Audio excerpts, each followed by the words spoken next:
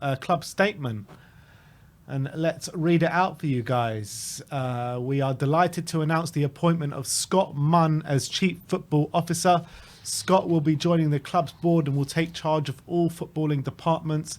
As referenced in the chairman's statement, there has been an ongoing review over the past 6 months of all our footballing activities. Changes have been made and further improvements continue to ensure future progress and competitiveness. Scott, former City Football Group executive, has extensive experience within sporting organisations, having started his career with the Sydney Organising Committee for the 2000 Olympic Games and then transitioning into National Rugby League before joining the Australia Football League. Scott joined Melbourne City FC as CEO in 2010. In 2019, he was appointed CEO of the City Football Group in China.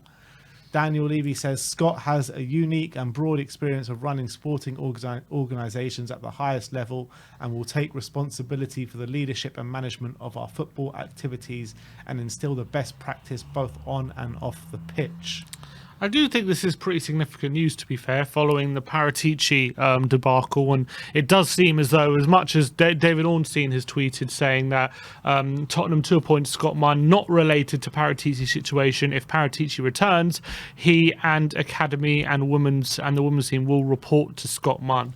So he's claiming that Scott Munn will be Paratici's boss, but I don't think it's a coincidence that we've appointed him with Paratici in the trouble he's in. I do think it's a contingency. It seems like he's going to be a replacement for Paratici.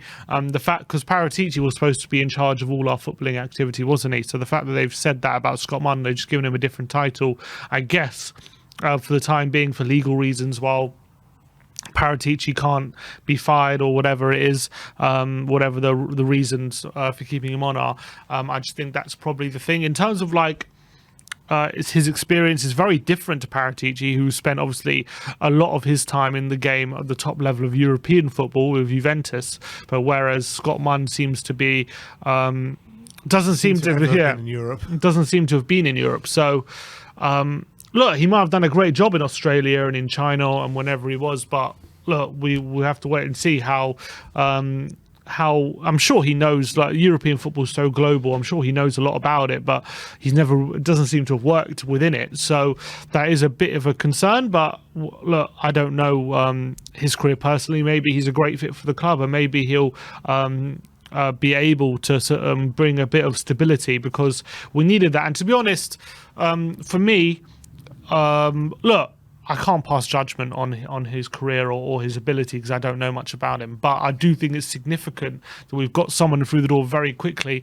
And I do think he'll aid with the manager search when it comes to Tottenham having that stability and a project and trying to entice new managers to the club.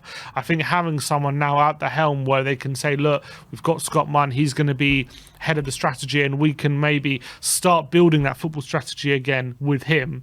I think that's really important, because the longer that we went without someone there, and with Paratici under the business he's under, I think the harder and harder it would have been to actually convince a manager to come here. But I think this is a step in the right direction. Just the fact we've got someone in there. Not to say he's the right guy, I don't know. I can't say to that. But I think just having someone in there is very important. And Postecoglou in then.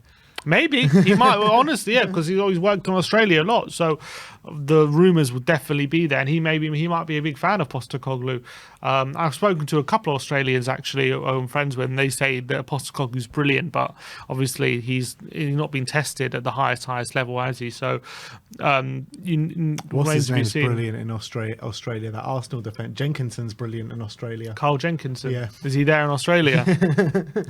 But no, I think it's interesting, because the way that David Ornstein was saying that Fabio Paratici, if he does come back, he'll report to Munn, which feels like it's just kind of Daniel Levy putting a layer between him and Fabio Paratici now. Maybe. I think it's a good thing. I think he needed to do this. I think I'm happy the club are being proactive about the situation, not letting it rumble on, and not letting it rumble on to the appeal and whatever happened to the appeal and then dealing with it then. I'm happy that they got someone in the door who can deal with the footballing strategy of the club and footballing activities, because we didn't want it to be left to Levy for too long while Paratici is under appeal. So I think it's a positive step. I'm happy about this because I think it puts the club back on the path that we need to go on, which is finding a new manager to take this club forward. And the longer that whole situation rumbled on, I don't think any manager was coming here while that situation was rumbling on. So hopefully it kind of is the first step to putting that to bed. It's also a positive in a sense that that maybe this is a signal that Daniel Levy won't be heading up the managerial search on his own like we thought before, and maybe this guy will be more of an influence in bringing in the new manager. As it says, he'll be head of all footballing operations. So I guess it's a positive thing. We don't know the work he has done because it's been all kind of like outside of Europe, in Australia and in China. I guess we're going into a bit of an unknown because nobody really knows about it. But hopefully it is something positive, and we'll be looking back at this appointment in a positive light in a year or so's time. So hopefully the manager situation won't rumble on for 72 days like it did last time. You'd have to think they've done a lot of research into this guy, and there must be a reason that they've How many of these guys have we brought in the past that haven't worked? Do you know what I mean? I think a lot of them have worked, to be honest. Yeah, I think a lot of them have been good. I think Arneson was good. I thought Kamoli was underrated.